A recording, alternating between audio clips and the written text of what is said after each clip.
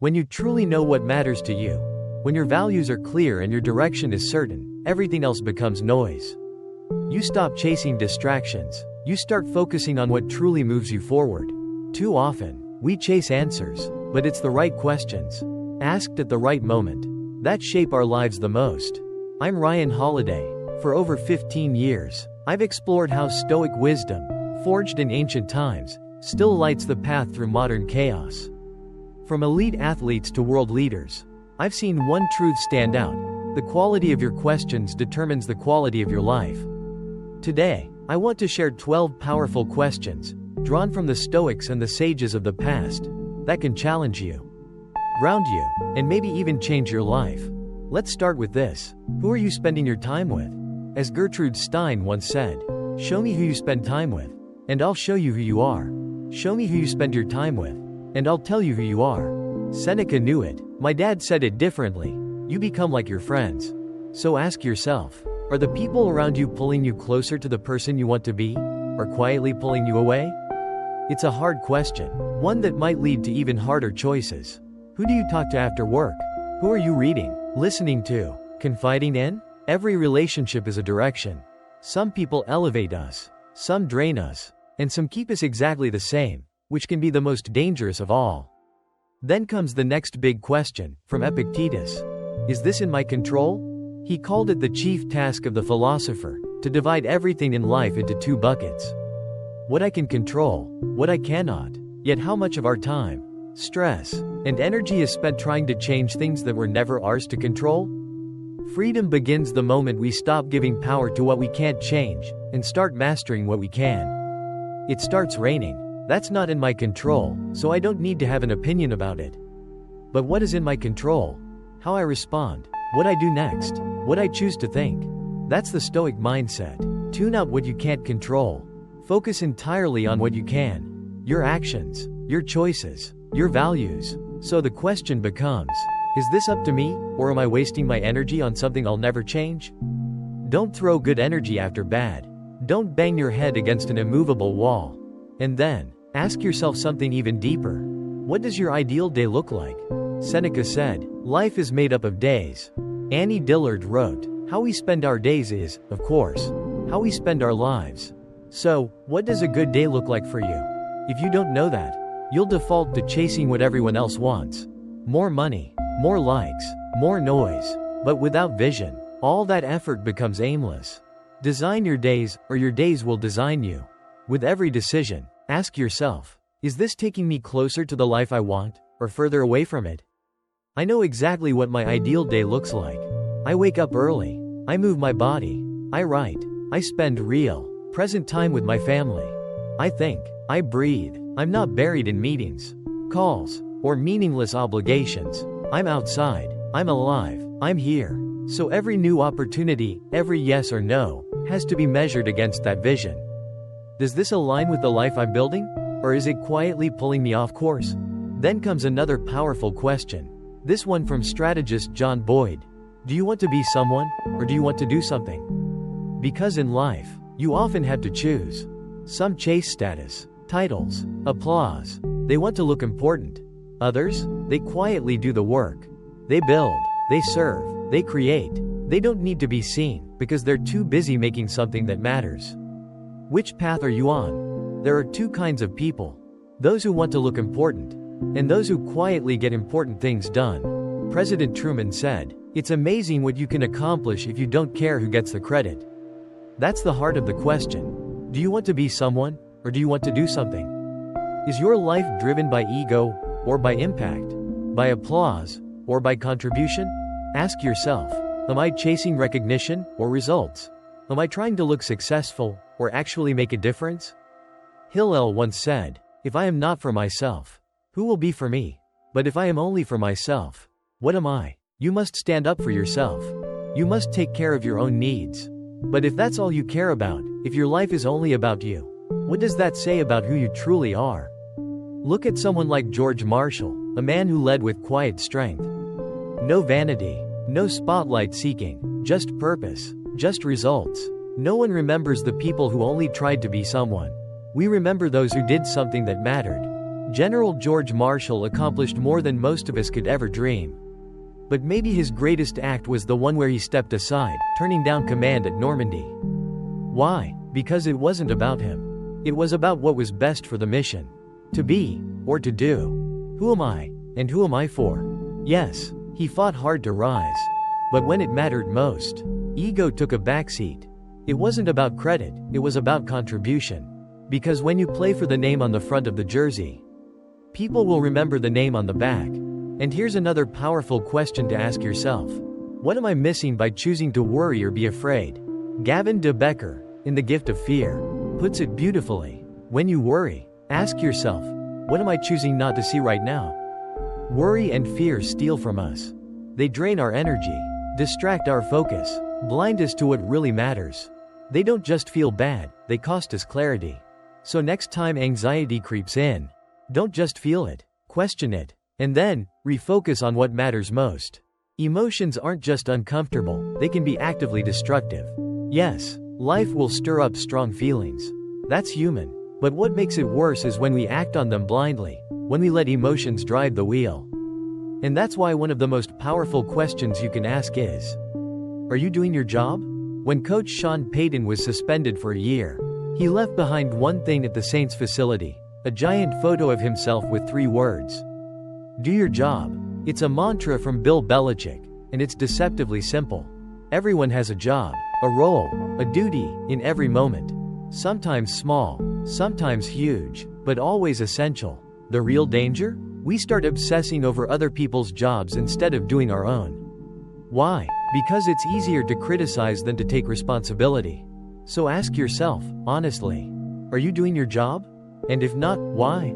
Then comes a deeper question. What's the most important thing to you? What do you truly value? Because if you don't know what matters, how will you know what to focus on? How will you know what to say yes to, and what to walk away from? Clarity about your values is the compass. Without it, you're just wandering. Everything in life becomes clearer. Once you've answered one essential question, what is the most important thing to you? Because if you don't know that, you'll chase success at the cost of peace. You'll gain everything, and still feel empty. You could offer me 10 times the sales, more followers, more fame, but if it came at the cost of my marriage, or time with my kids? Forget it, because I know what matters most. And I refuse to trade it for anything less. Seneca called this euthymia, the quiet confidence of walking your own path, without getting distracted by everyone else's, especially those who are hopelessly lost. When you're clear on your values, you stop comparing, you stop chasing, and you start living with intention. And then comes the next question, one that every creator, every leader, every builder must ask. Who is this for? Because if you don't know who you're serving, you'll try to please everyone and end up moving no one. If you don't know who it's for, you're just shouting into the void. I talk to creators all the time who say, I hope this finds the right audience. Hope is not a strategy. You need clarity. Who is this for? Where are they? What do they care about? What hurts them? What heals them? This is where empathy comes in. Not ego. Not guesses. Forget your hunches. Know your people. If you're writing a book, making a video, posting online, always ask, who is this helping? Does this actually matter to them? And here's another key. Most things don't matter. Not to you. Not to anyone. Marcus Aurelius wrote, ask yourself at every moment, is this essential? Because most of what we say, stress over, and obsess about, is pure noise. And when you strip away the noise, you gain a double benefit. You reclaim your time. You do what matters better. When Stephen Colbert lost his father and brothers in a tragic plane crash, his mother asked him one question that changed everything. Can you look at this in the light of eternity? That question reframes everything. The frustrations, the petty arguments, the things we thought mattered. Because in crisis, clarity comes, and we finally see what was always true. People matter. Love matters. Doing your best matters. The rest? It's noise. But here's the tragedy. Most of us spend our days in the noise. We pour our energy into the irrelevant, while neglecting what's eternal. And then comes a second question, one that hit me like a lightning bolt when Robert Greene asked it. Will this be alive time or dead time? When life pauses, when things stall, when you're waiting for your real life to begin. Are you using the time or losing it? Because even in stillness, you can grow, you can build, you can heal, or you can wait. The choice is yours. Is this alive time or dead time? That was the question Robert Greene asked me. And it changed how I live. Whether it's 2 weeks, 2 months, or 2 years, what will you have to show for it? Did you use it, or just let it pass? Treat every moment like a lifetime. Because while you're in it, you are alive. But once it's gone, it's dead. Time doesn't wait, and it doesn't rewind.